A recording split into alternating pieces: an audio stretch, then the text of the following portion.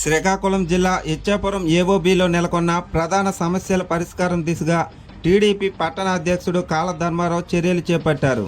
Ichchapuram MLA Bendala మసూక్ బాబు, ఒడిశాలోని చీకటి MLA శ్రీమను శ్యామంతరాయలతో ఒకే వేదికపై సమావేశాన్ని ఏర్పాటు చేశారు.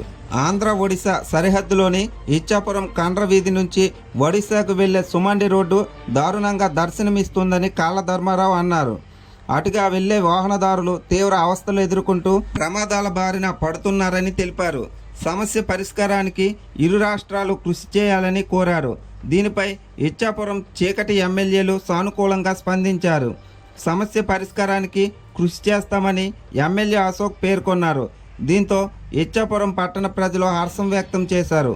ఈ కార్యక్రమంలో టీడీపీ నేతలు కాళ్ళ జయదేవ్, కాళ్ళ దిలీప్, ఆశిలీలారాణి, కొండా శంకర్, నారాయణ బెహ్రా, జనసేన, బీజేపీ నేతలు, కార్యకర్తలు పాల్గొన్నారు.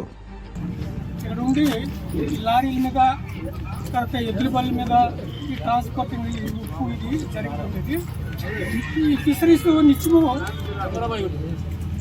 చిలక్కి వాళ్ళకి బ్రతుకుతారు. ఇక్కడ ప్రతి కుటుంబం నుండి కూడాను చిలక మీద ఆధారపడి జీవిస్తుంటారు.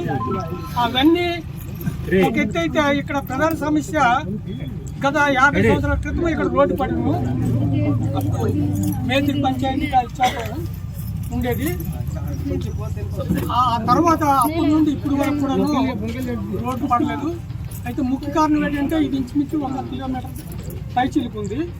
అందులో ఒరిస్సా భూభాగం పొందుతున్నది, మన ఆంధ్రాకి పొందుతున్నది మున్సిపాలిటీది. ఇవన్నీ ఇది ఒక్కల వల్ల అయ్యే పని కాదు.